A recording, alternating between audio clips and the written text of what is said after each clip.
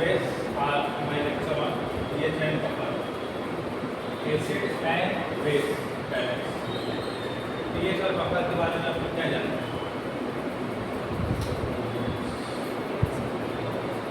pH का मतलब जानते हैं? एसिडिक, एसिड और base.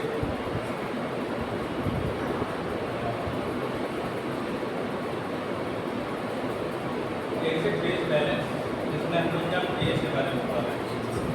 What is pH? It is the negative log of the hydrogen ion concentration. तो हाइड्रोजन कोई भी केमिकल है जिसमें हाइड्रोजन की मात्रा जितनी ज़्यादा ऐड होती जाएगी, आयन जितने ज़्यादा जुड़ते जाएंगे उतना वो क्या होता जाएगा? एसिडिक. ठीक, जैसे HCl है, HCl है, इसमें H क्या है? हाइड्रोजन. तो हाइड्रोजन आयन जितने ज़्यादा ऐड होंगे उतना ज़्यादा वो एसिडिक होता जाएगा. ठीक, इसके बारे में जानते हैं. pH is a unit of measure which describes the degree of acidity or alkalinity basic of a solution. तो pH क्या है? डिग्री होती है किसी के सॉल्यूशन का. जैसे वाटर है उसका pH नॉर्मल है 7 है. और जैसे यूरिन है उसका क्या pH ज़्यादातर बढ़ा ही हुआ होता है, एसिडिक में आता है. ब्लड है हमारा, ब्लड का pH कितना लो रहता है. ब्लड अगर एसिडिक हो जाएगा तो हमारे लिए हमारे शरीर में एसिडोसिस की समस्या उत्पन्न हो जाएगी, बीमारी आने लगेगी, डिसीज डेवलप हो जाएगा. It is measured on the scale. मतलब pH का मतलब ये हाइड्रोजन आयन की बहुतायता से हम कहते हैं. जितना ज़्यादा मैक्सिमम हाइड्रोजन आयन उसमें इंक्लूड होंगे उतना ज़्यादा वो एसिडिक, उसका नेचर एसिडिक हो जाएगा. ठीक है, इसका स्केल आपको पता है 0 से 14. 0 का मतलब जितना ज़्यादा नीचे की तरफ जाएगा उतना क्या हो? एसिड हो जाएगा, बेस हो जाएगा. एसिड 14 की तरफ जा रहा है base. Low pH value correspond to high concentration of hydrogen ion. थोड़ा उल्टा बोला, हाइड्रोजन आयन जितने ज़्यादा गेन होंगे, ठीक है, उतना उसका pH लो हो जाएगा. लो pH value correspond to high concentration of ion. ठीक, अपना जितना आयन रिलीज करता जाएगा उतना वो एसिडिक होगा. ठीक है, and high pH value correspond to low concentration, मतलब अपोजिट है. हाइड्रोजन आयन जितना ज़्यादा ऐड होते जाएंगे उतना वो बेस हो जाएगा. जितना लूज करेगा हाइड्रोजन आयन कोई सब्सटेंस उसका pH बढ़ जाएगा. ठीक है, हाँ, low pH value correspond to high concentration. तो लो pH का मतलब हो गया hydrogen. Low pH value correspond to high concentration, तो पहले बोला था वही सही. ठीक है, लो pH पहले वाला गलत. लो pH दोनों बात. लो pH का मतलब हो गया एसिडिक. हाँ, एसिडिक नहीं, हाँ एसिडिक. ठीक है, क्योंकि लो pH का मतलब नीचे की तरफ जा रहा है. लो pH वाले करस्पॉन्ड टू हाई कंसंट्रेशन. तो pH का मान नीचे जा रहा है मतलब एक की तरफ, ऊपर नीचे कंटिन्यू. हम जैसे 1 ऊपर है 40 नीचे. ठीक, अब नीचे हम इसको समझ रहे हैं नीचे जा रहा है, उसका मान नीचे जा रहा है मतलब मान कम हो रहा है. ठीक है, तो वो एसिडिक होगा. एरो नीचे ऊपर जाने से नहीं होगा, तो उसका मान कम हो रहा है तो समझ गया. लो pH का मतलब वो चीज एसिडिक होगा, बेस होगा. Acidic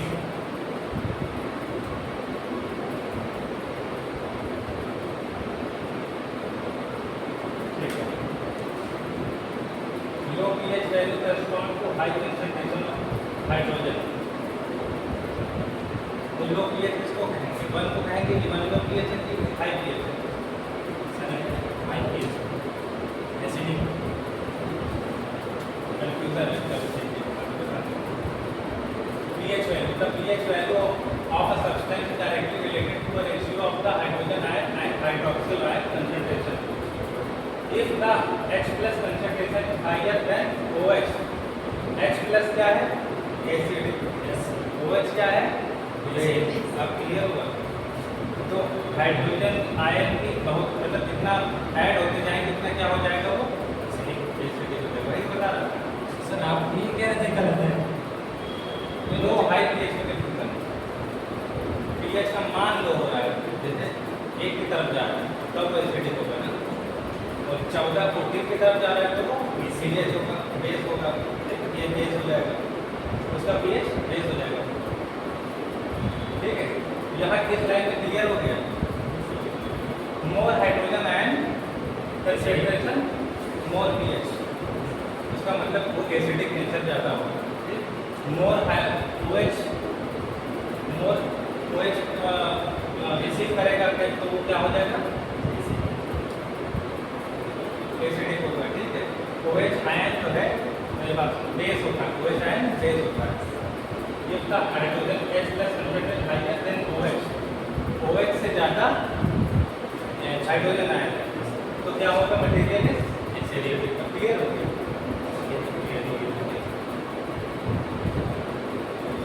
Point of confusion. If the OH concentration is higher than H plus, तो basic. OH को हमेशा याद रखना कि ये क्या है? बेस है। H plus एसिड है। ये तो क्लियर है। 7 को हम लोग न्यूट्रल मानते हैं। 7 न्यूट्रल है। 7 के अब ऊपर जाने को हम लोग बोलेंगे कि बेसिक। बेसिक ठीक, नीचे की तरफ आ रहा है एसिडिक। ठीक है, ये पीएच और पीएच बफर के बारे में इसलिए पढ़ रहे हैं क्योंकि पीएच और बफर का हमारे शरीर में बहुत जगह होते हैं। ठीक है, जितने बायोफ्लूइड है उनका अलग अलग नेचर होता है। The pH scale correspond to the concentration of hydrogen ions. तो पीएच स्केल किस पे डिपेंड करता है? हाइड्रोजन आयंस पे। ठीक, यहाँ से हाइड्रोजन आयन गेन हो रहा है, ठीक, और इधर से हाइड्रोजन आयन लूज हो रहा है, और OH क्या हो रहा है? गेन हो रहा है। तो हाइड्रोक्सिल ग्रुप हो गया। For example pure water hydrogen ion concentration is therefore the pH. ये फार्मूला की बात छोड़ दो।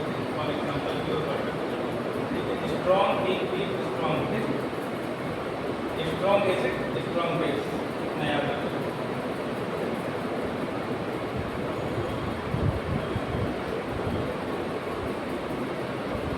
Acid any compound which forms H plus ion in solution, proton donors।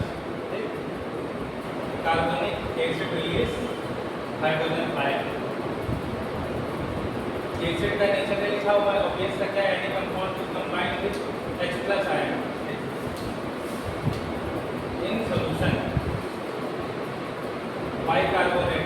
ठीक है, अब इसमें फार्मूला लगा हुआ है ना, माइनस में है। ठीक है, HCO, H और O जिसमें रहेगा वो बेस रहेगा, केवल H रहेगा तो एसिड रहेगा। तो H plus आयन सॉल्यूशन में क्या होता है?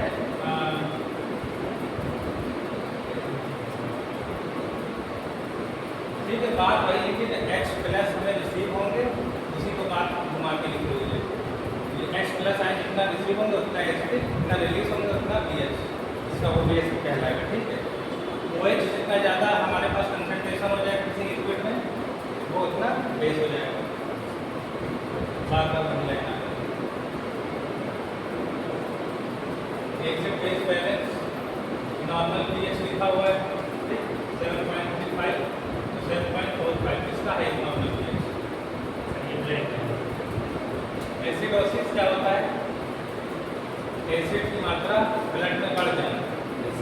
एसिड कहाँ से आता है? तो हमारे जो जितने बेस मटेरियल है, यूरिया हो गया, ये सब चीज़ें क्या हो गई? एसिडिक, इसका नेचर एसिडिक होता है। ठीक है, जैसे यूरिक एसिड हो गया, ब्लड में यूरिक एसिड इंक्रीज हो जाता है तो ब्लड हमारा एसिडिक हो जाता है। इसी तरह लंग्स में भी होता है, हमारे लंग्स में भी रेस्पिरेटरी एसिडोसिस हो जाता है। Physiological state vary from abnormality low plasma. ठीक है।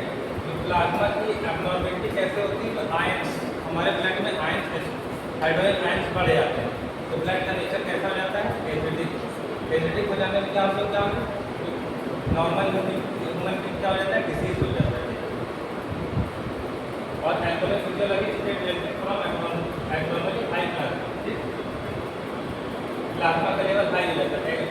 एसिडेमिया, एल्कीनेमिया, पीएच लेवल देखिए, एसिडेमिया में 7.35 से कम हो जाएगा और एल्कीनेमिया में 7.45 से ऊपर चला जाएगा। तो 7.35 से 7.45 के बीच में क्या है? नॉर्मल पीएच है। इसके ऊपर जाएगा एल्कीनेमिया हो जाएगा, एसिडेमिया हो जाएगा अगर 7.35 से कम हो जाता है। ठीक, हमारे ब्लड में ये चीज़ें होती हैं। हमारे ब्लड में क्या पूरे हमारे ओवरऑल बॉडी में भी पीएच लेवल अलग अलग जगह का अलग अलग घटता बढ़ता रहता है।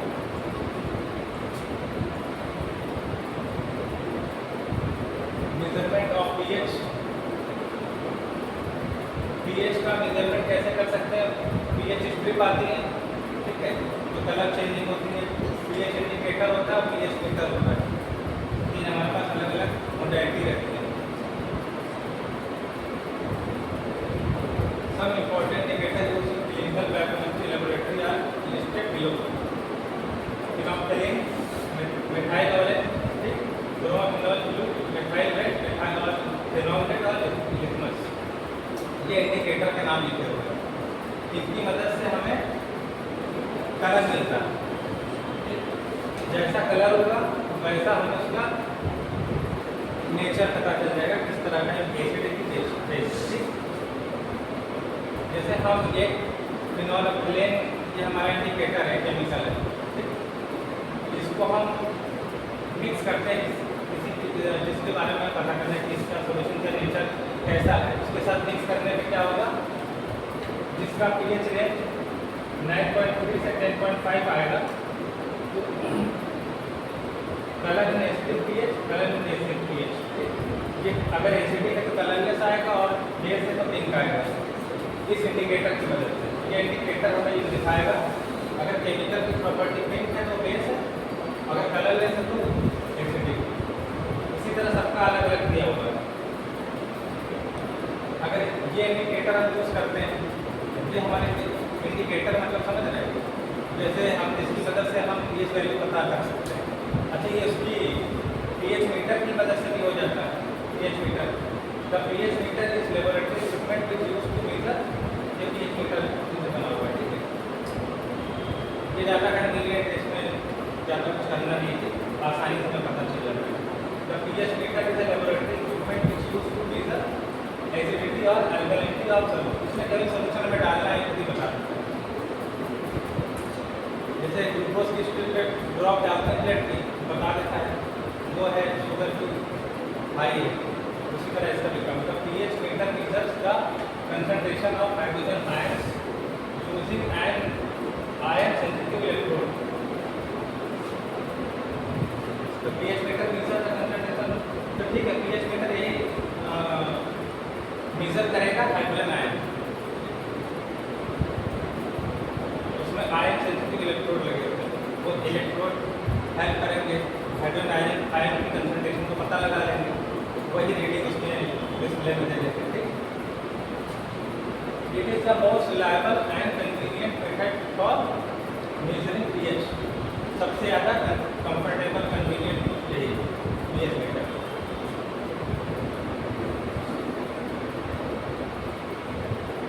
बफर्स रिकॉर्डिंग चल रही है।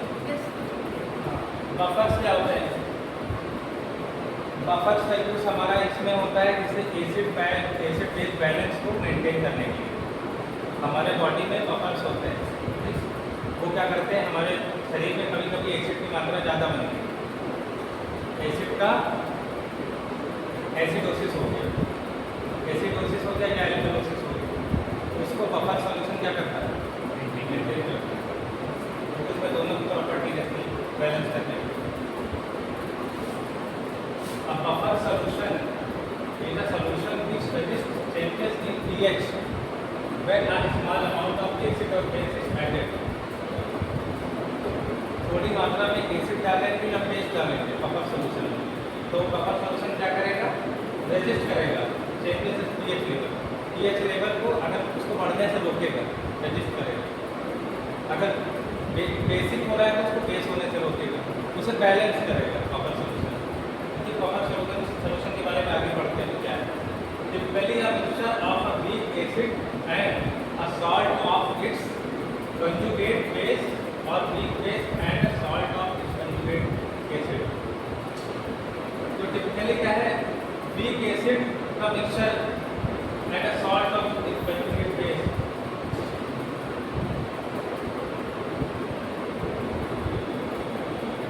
ठीक है, typically mixture of weak acid and salt of, एक या तो हमारे पास वीक एसिड होगा, वीक बेस होगा। वीक एसिड क्या होता है, इसका पीएच वीक एसिड जैसे पीएच 7 से कुछ कम होगा, वीक एसिड होगा वो।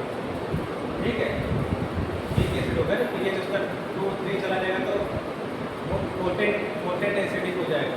अगर उसका पीएच मान 7 से थोड़ा सा कम है तो क्या रहेगा, वीक एसिड। और वीक बेस भी होता है, वीक बेस 7 से थोड़ा सा बढ़ेगा तो वीक बेस हो जाएगा। ठीक,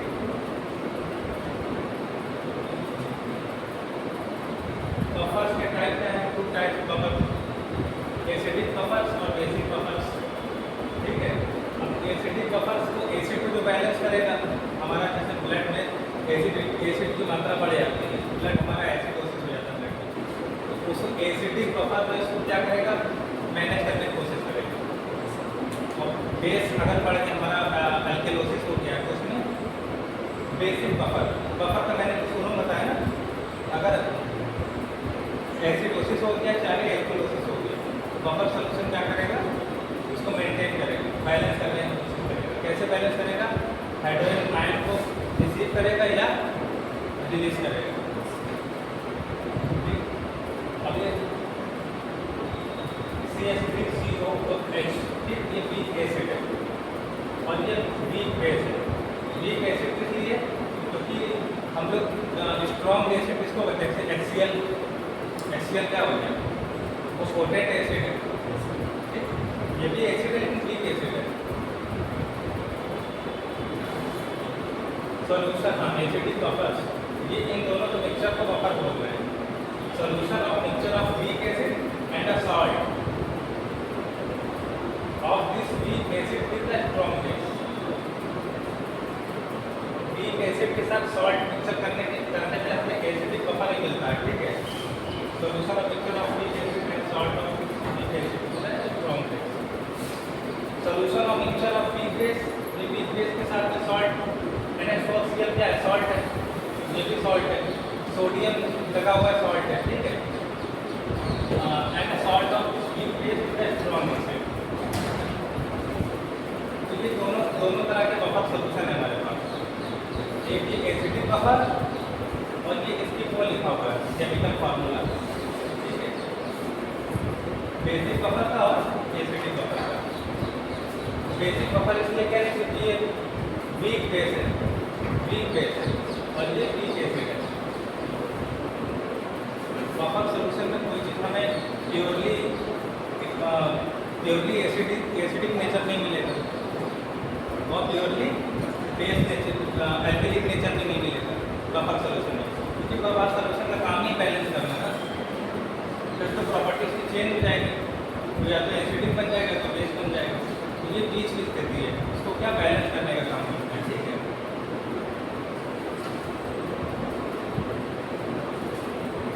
और बफर बल्स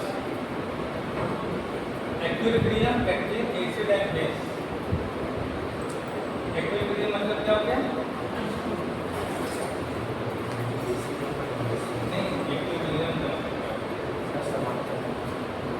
बराबर बैलेंस करना, एसिड और बेस के बीच को बैलेंस करने का काम बफर सॉल्यूशन का है।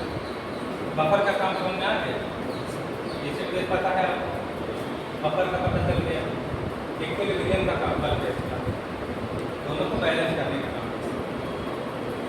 एग्जाम्पल में क्या होता है, एसिटेट बफर, ये इसका केमिकल फार्मूला है, इसके बारे में डिटेल में पढ़ने की जरूरत नहीं है, इसका नाम है एसिड का। फिर केमिस्ट्री की लैब चली जाएगी। If more hydrogen ion is added to the solution, it simply shift to the equilibrium to the left, ठीक, लेफ्ट में चला जाएगा, ठीक, absorbing H plus so that H plus remain same। अब हमें क्या है कि जो मैंने बताया था ना कि इसका प्रॉपर्टी एसिड हो रहा है जैसे लेफ्ट को जा रहा है, यहाँ से इसको करके 1 2 3 4 से लेकर 14 तक लेफ्ट को जा रहा है जैसे। If more H plus is added to the solution, अगर इस सॉल्यूशन में H प्लस आयन जो है हाइड्रोजन आयन ज़्यादा से ज़्यादा इंक्लूड करे जा रहे हैं, मिक्स करे जा रहे हैं, ऐड किए जा रहे हैं, तो ये it simply shift the equilibrium to the left, ठीक, लेफ्ट को शिफ्ट हो जाएगा। हमारा बीच की कंडीशन क्या है 7, बीच की कंडीशन क्या है 7, जो न्यूट्रल कंडीशन है। तो बफर सॉल्यूशन हमें क्या करेगा, शिफ्ट करता है, शिफ्ट करता रहता है, ठीक है। अगर प्रॉपर्टी एसिडिक है तो उसको शिफ्ट करेगा राइट, अगर बेस जा रहा है तो उसको लेफ्ट की तरफ शिफ्ट कर देगा, ठीक है। ये बैलेंस करने का काम बफर का है। बफर का मतलब समझ आ गया ना, क्या कंफ्यूजन एक ऐसा सॉल्यूशन होता है जो ना एसिड ज़्यादा मतलब एसिडिक ज़्यादा हो रहा है उसको हम बेसिक कर देते हैं, बेसिक ज़्यादा है तो एसिडिक का भी डिफरेंस है। So the H plus remain unchanged, ठीक। तो जब इसने बैलेंस कर दिया बफर में तो हमारा हाइड्रोजन आयन क्या हो गया, अनचेंज, उसमें कोई बदलाव नहीं होगा। तो बदलाव नहीं होगा तो हमारा यही तो चाहिए, हमारे ब्लड का पीएच जैसे 7.35 से 4.55, ठीक है, 7.745, ठीक। हमें क्या चाहिए, इसी के बीच में ही तो चाहिए, इससे ज़्यादा नहीं चाहिए, इससे कम नहीं चाहिए, तो अनचेंज चाहिए ना। अगर कोई किसी तरह की चेंज होता है ब्लड के पीएच लेवल में तो बफर क्या करेगा, इसे मेंटेन कर देगा, मेंटेन कर देगा, ठीक है। If H plus is removed by adding OH, then the equilibrium shifts to the right, okay? Releasing H plus ion to keep the pH constant। वही बात देखिए, हाइड्रोजन आयन अगर रिमूव कर दिए जाते हैं, निकाल दिए जाते हैं सॉल्यूशन में, ठीक, सॉल्यूशन से हाइड्रोजन आयन निकाल दिए जाए और उसमें OH ऐड कर दिया जाए, मतलब वो क्या प्रॉपर्टी है उसकी, बेस हो गया, H प्लस निकाल दिया, क्या हो गया, सुधार shift to the right, then equilibrium shift to the right. अब H प्लस निकाल दिया है, OH उसमें ऐड कर दिया है, तो जो मैंने बताया बीच में सेंटर में 7 पॉइंट न्यूट्रल होता है, ठीक है, वो राइट शिफ्ट हो जाएगा, releasing H plus two keep the pH constant.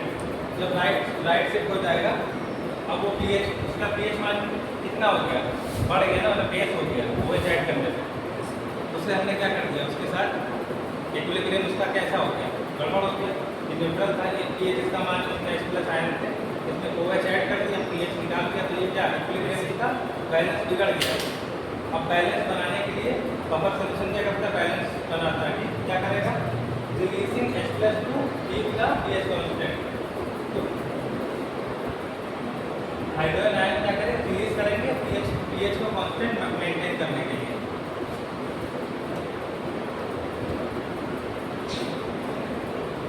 ठीक है,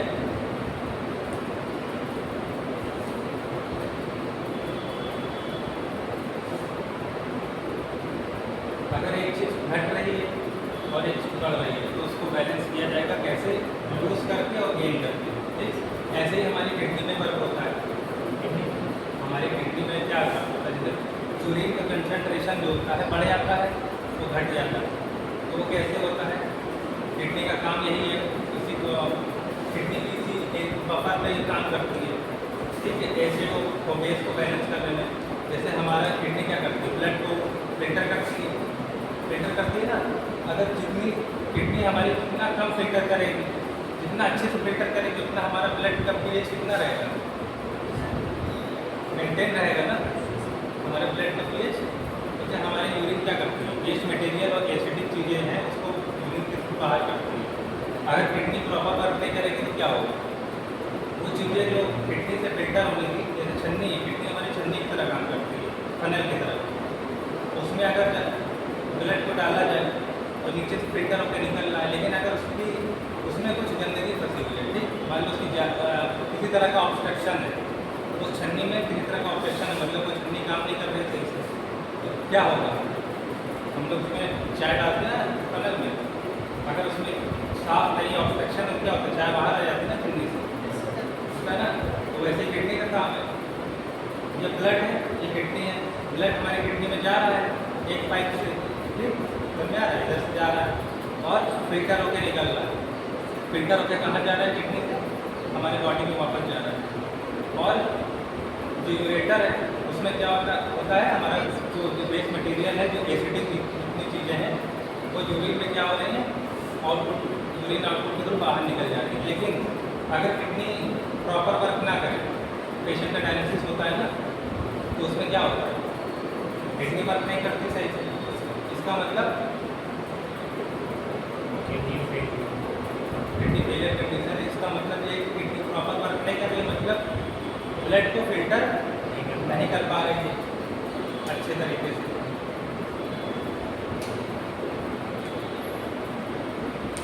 नहीं कर पा रही तो क्या होगा?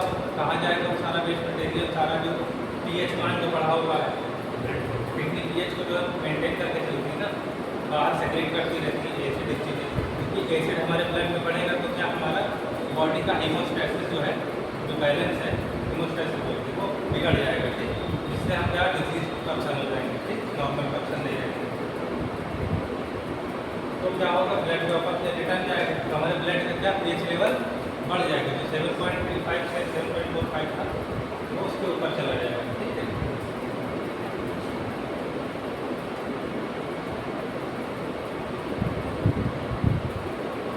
ठीक है,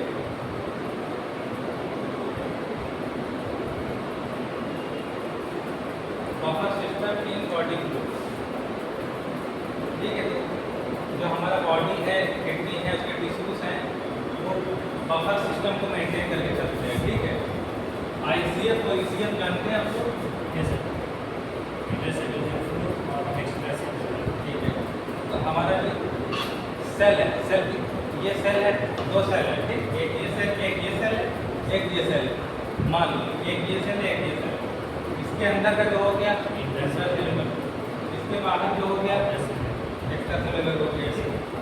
अब जो ब्लड कैपिलरीज आती हैं वो कहाँ आती है? हर सेल को, आपकी बॉडी के हर सेल को ब्लड की कैपिलरीज ब्लड सप्लाई करती है। यहाँ से ब्लड कैपिलरीज आ रही है, ये सारी सेल्स है, ब्लड सप्लाई सबको मिलेगी, क्यों मिलेगी?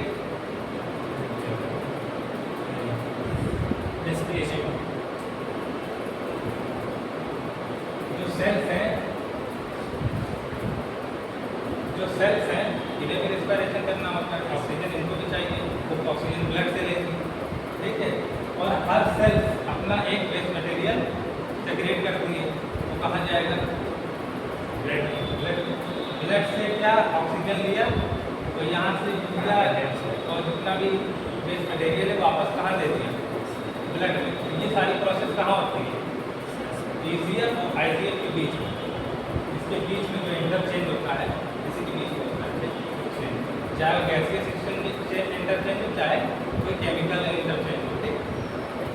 अब इस ब्लड से न्यूट्रिशन भी किसी को मिलेगा, सेल्स को, यहीं से, ठीक, ऑक्सीजन मिला, न्यूट्रिशन मिला, ठीक है।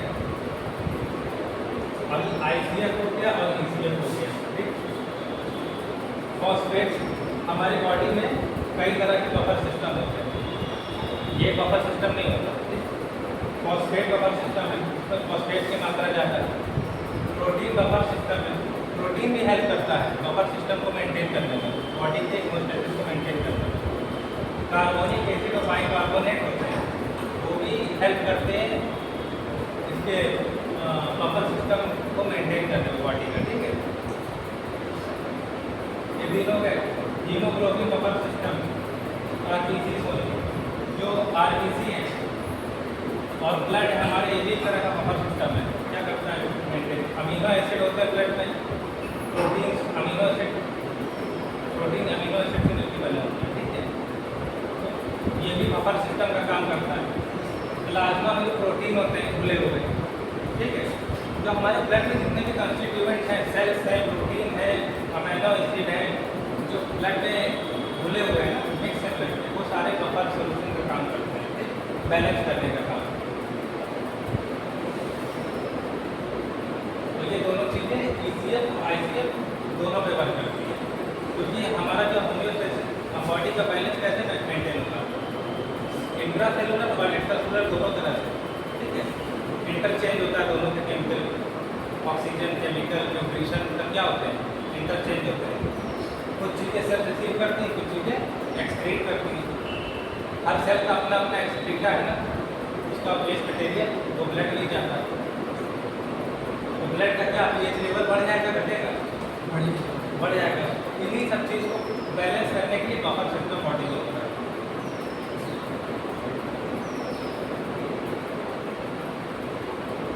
Acids volatile acids are produced by oxidative metabolism of CHO fat protein, ठीक, एवरेज 15,000 से 20,000, 15,000 से 20,000, ठीक है, मॉलिक्यूल पर mole of CO2 per day.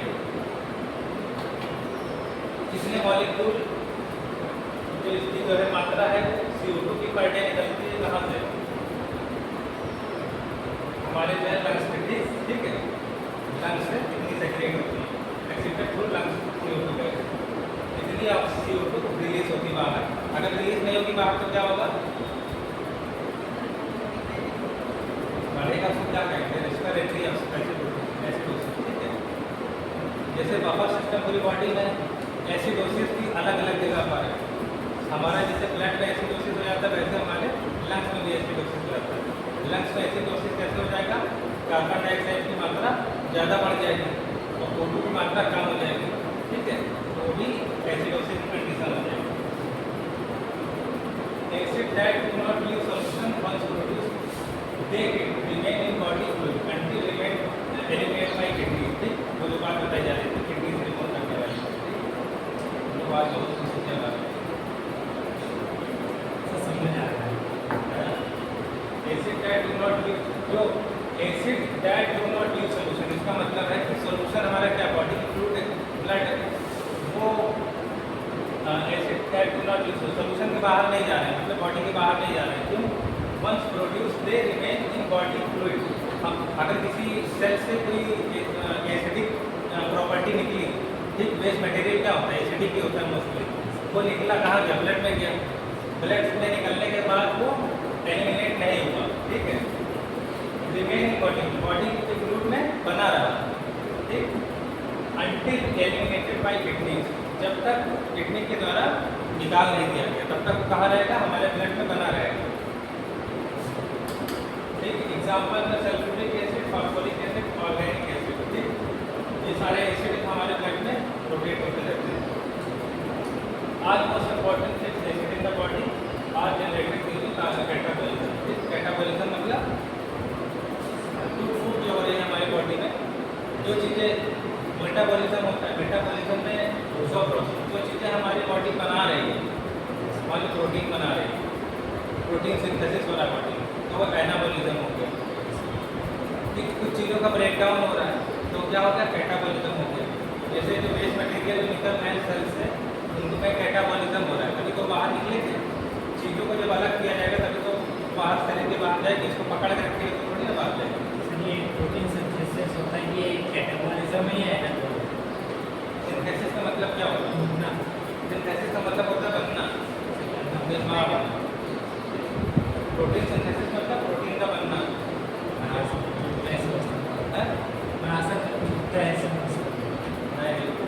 Synthesis का मतलब होता है निर्माण का बनना, ठीक है। ये चीज़ समझ में आई। किडनी का ही ओवरऑल काम है, मोस्टली काम है हमारे एसिड बेस वैल्यूज को बना के रखना किडनी का, क्योंकि हमारे ये लोग आप ये तो पढ़ते आ रहे हैं, किडनी हमारी फिल्टर का काम करती है, ठीक है। क्या फिल्टर करेगी, वेस्ट मटेरियल को बाहर निकाल देगी, अच्छी चीज़ें जो हमारे काम की प्रोटीन है, विटामिन है, वाटर है, उसको क्या करेगी, रीअब्जॉर्ब करेगी, ठीक। जैसे प्रोटीन है, प्रोटीन बॉडी के बाहर नहीं जाना चाहिए, किडनी क्या करती है, प्रोटीन को रोकती है, ब्लड में वापस भेजती है,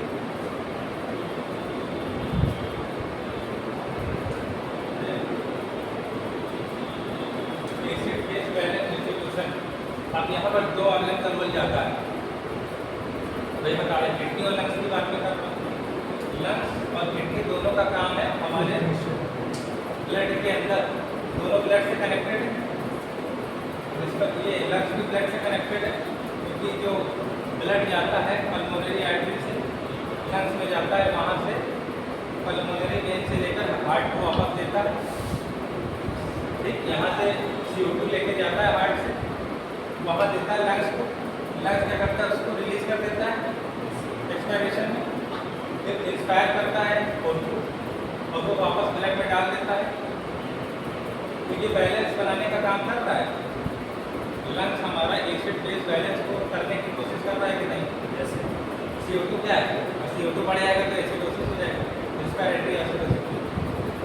CO2 बाहर निकाला जाएगा, हमारे बॉडी में CO2 की मात्रा ज़्यादा हो गई, किसी को बंद कर दिया जाए, या नाक बंद कर दिया जाए, सांस नहीं ले पाओगे। ठीक, किसी की नाक को बंद कर दिया जाए, सांस नहीं ले पाएगा, तो क्या होगा? अंदर से तो CO2 निकल रहा है ना, CO2 हमारी बॉडी में CO2 बराबर बनता रहता है, तो CO2 बाहर रिलीज होगा, तो नहीं रिलीज होगा तो उसको रिलीज ना होने दें, नाक बंद कर दें, मुँह बंद कर दें, ना रिलीज हो, बाहर ना रिलीज होगा तो क्या होगा?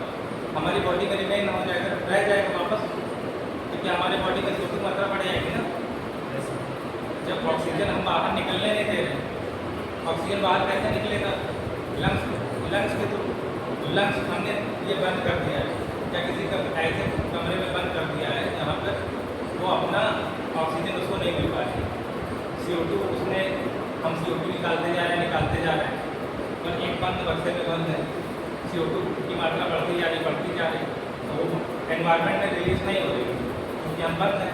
तो वापस हम CO2 लेंगे ना, हमारे ब्लड में क्या CO2 की मात्रा बढ़ जाएगी ना, एसिडोसिस हो जाएगा। तो लंग्स क्या काम करता है? CO2 बाहर कर देगा, और अंदर जब CO2 की मात्रा बढ़ गई तो किसकी मात्रा कम हो गई? ऑक्सीजन। तो दोनों का हमारे बॉडी में दोनों का बैलेंस जरूरी है। ठीक है, जैसे 55 से 60 जैसे ABG की जांच होती है, ABG जानते हो कैसे? उसमें उसमें जो है O2 और CO2 की मात्रा लिखी रहती है ना, नहीं काम करते हो पढ़ा था, CO2 और O2 रहता है ना ABG में, उसमें 45 जैसे CO2 है 40 के आसपास होना चाहिए नॉर्मल कंडीशन में, O2 55 से 60 होना चाहिए। ठीक, अगर वो चीज़ 40 से ऊपर हो गई, 45 से 50 हो गया, फिर 60 चला गया CO2, ABG जाँच करी, ABG की जाँच में हमें मिला कि इसका CO2 50 या 55 हो गया, तो वो एसिडोसिस की कंडीशन हो जाएगी, एसिडोसिस की कंडीशन हो जाएगी। Increase respiratory rate lower CO2, इसका मतलब हुआ हम जितना रिस्पायरेशन रेट हमारी ज़्यादा होगी, जितना जल्दी सांस लेंगे हम लोग, जितना जल्दी रिस्पायरेशन करेंगे, सांस अंदर लेंगे। ठीक, इंस्पायरेशन एक्सपायरेशन, जितना ज़्यादा इंस्पायर करेंगे, ठीक है, रिस्पायरेटरी जितना ज़्यादा रिस्पायरेटरी रेट कम हो जाएगा, मतलब कम सांस लेंगे। रिस्पायरेटरी रेट कम होने का मतलब 1 मिनट में 12 बार सांस ले रहे हैं, अगर 1 मिनट में 6 बार सांस लेंगे तो क्या होगा? CO2 की मात्रा बढ़ जाएगी, क्योंकि हमें जितनी ज़्यादा रिलीज करना है तो धीरे धीरे रिलीज करना है। ऑक्सीजन की मात्रा घट भी जाएगी, क्योंकि हम सांस भी कम ले रहे हैं। अगर हम छोड़ रहे हैं 6 बार तो ले भी तो सही बात है, जबकि हमें 1 मिनट में 12 बार ले लेना है सांस टोटल। ठीक, 12 बार सांस लेनी है, इंस्पायरेशन एक्सपायरेशन। ठीक, वो चीज़ हाफ हो गई, तो ऑक्सीजन भी कम हो गया, CO2 बढ़ गया, जो हमें चाहिए नहीं। किसी भी चीज़ की मात्रा बढ़ जाती है, चाहे वो अच्छी ऑक्सीजन हमें लगती है, अच्छी ऑक्सीजन अच्छी है, CO2 खराब है, हम लोग बचपन से क्या पढ़ते आ रहे हैं? ऑक्सीजन अच्छी है, CO2 खराब है, ऑक्सीजन हमें लेना है, CO2 नहीं लेना है। अरे हम लोग जब रिस्पायरेशन कर रहे हैं, सांस ले रहे हैं खुली हवा में, तो क्या हमारे लंग्स में केवल O2 ही जा रहा है? नाइट्रोजन जा रही है, CO2 जा रही है। जो हमने CO2 रिलीज करी, हम वापस जब इंस्पायर कर रहे हैं तो क्या उसमें CO2 नहीं जा रहा है? सारी गैसें जा रही हैं, ठीक है। आगे बढ़ेंगे, जितना ज़्यादा रेट जो है इसका कम होगा उतना ये बैलेंस इसमें बिगड़ जाएगा, O2 से O2 का, ठीक। ये बात समझ में आई? लंग्स का रोल है एसिड बेस बैलेंस बनाने में। अल्टीमेटली जो हमने O2 लिया है कहाँ जाएगा? ब्लड में जाएगा, ब्लड में जाएगा पहले, फिर सेल्स में जाएगा, फिर किडनी में जाएगा, वहाँ से फिर रिटर्न होके आएगा। ये साइकिल चलता रहता है। किडनी का रोल है, देखो ये लंग्स हमारा जो है बैलेंस कैसे बनाएगा, एसिड और बेस का बैलेंस कैसे बनाएगा, O2 लेके और CO2 रिलीज करके। किडनी कैसे बैलेंस बनाएगा, जो हाइड्रोजन आयन को सेक्रेट करते हैं। हाइड्रोजन आयन का मतलब क्या हो गया? एसिड, OH हो गया ना बेस।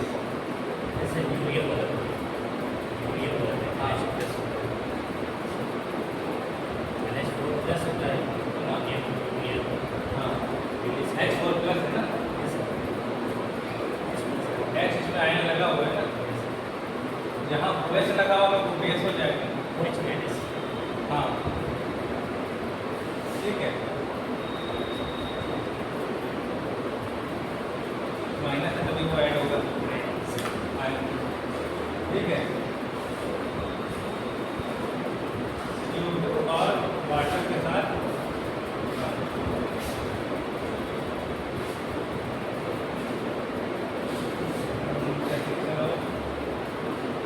ठीक है, ये बफर सिस्टम है यहाँ पर, ठीक है। ब्लू कलर का दिख रहा है बाइकार्बोनेट, सर ये बफर है, सोडियम बाइकार्बोनेट, ये बफर सॉल्यूशन है। हमारे ब्लड में होता है, किडनी में कहाँ बना हुआ है?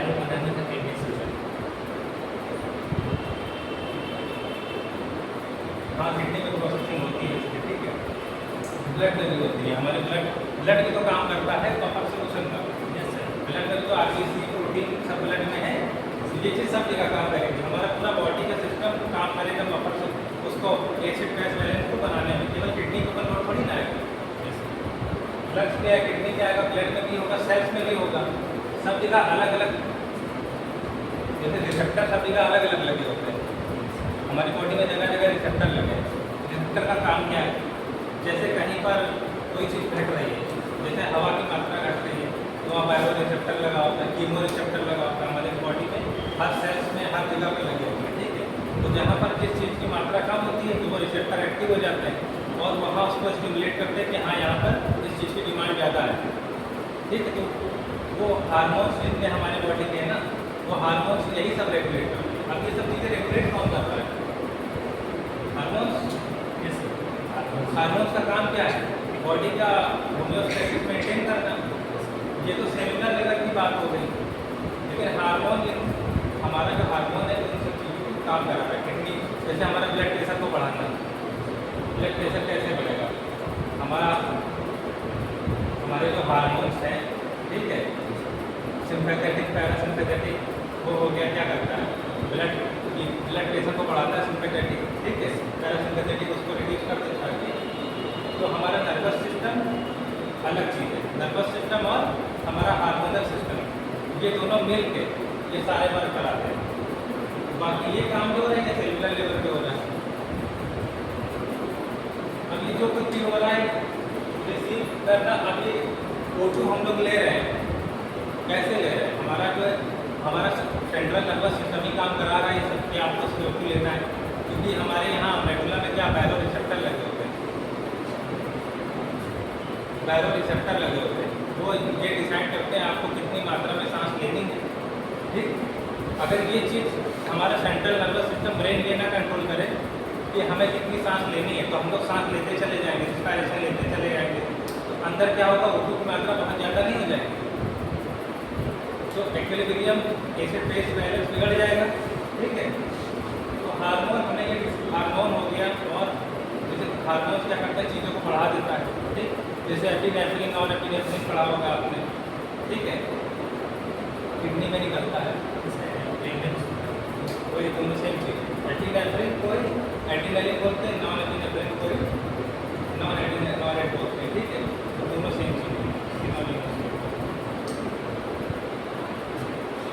बाकी ये अभी तक जो भी बात हो रही थी उसका ये सारांश है, समरी है। मेटाबॉलिक एसिडोसिस में क्या होता है, पीएच लेवल गिर जाता है और हाइड्रोजन प्लस बढ़ जाता है। मतलब हाइड्रोजन आयन बढ़ेगा तो पीएच लेवल कम हो जाएगा ना, एक की तरफ जाएगा ना, हाइड्रोजन आयन बेसिक होंगे, ये बढ़ रहा ना हाइड्रोजन प्लस, ठीक है। और इसमें इसको क्या बोलेंगे, मेटाबॉलिक एसिडोसिस। हमारे पूरे ओवरऑल बॉडी में जो चेंजेस हो रहे हैं उसको मेटाबॉलिक बोलेंगे, ठीक है। लेकिन जो रिस्पायरेटरी होता है वो अलग है, मेटाबॉलिक अलग है, रिस्पायरेटरी अलग है। ओवरऑल बॉडी में हो रहा है मेटाबॉलिक एसिडोसिस, जैसे ब्लड में बढ़ गया एसिड तो मेटाबॉलिक एसिडोसिस। केवल लंग्स इन्वॉल्व हो रहा है तो रिस्पायरेटरी एसिडोसिस। इसमें क्या CO2 की बात होती है रिस्पायरेटरी में। एल्कलोसिस में CO2 कम हो गया, कॉमन सी बात है। CO2 बढ़ गया था एसिडोसिस। मैंने बताया था नाक बंद कर दिया जाए, अंदर CO2 बढ़ता चला जाएगा तो अंदर एसिडोसिस हो जाएगा ना, रिस्पायरेटरी एसिडोसिस। उसी तरह ब्लड में ठीक मेटाबॉलिक एसिडोसिस बढ़ जाएगा जब ये दोनों लो हो जाएंगे, कार्बोनिक एसिड और ये CO2, तो मेटाबॉलिक एसिडोसिस हो जाएगा। मेटाबॉलिक एसिडोसिस इन दोनों के बढ़ने से हो जाएगा, ठीक है। अपोजिट एसिडों में दूसरे का ये CO2 क्या होता है? Carbon dioxide. ये भी नजर करा रही पी का मतलब होता है कि प्रॉक्सिमल, मतलब यहाँ पर अगर ABC जैसे यहाँ से लिया ना तो PCO2 लिख के आता है। यहाँ हमने जो सांस लिया वो CO2 है, यहाँ तक आते थे PCO2 हो गया, ठीक है। तो PCO2 से डिनोट करते हैं हमारे बॉडी में। कहीं ABG में रिपोर्ट जो आती है इसको बंद कर देते हैं।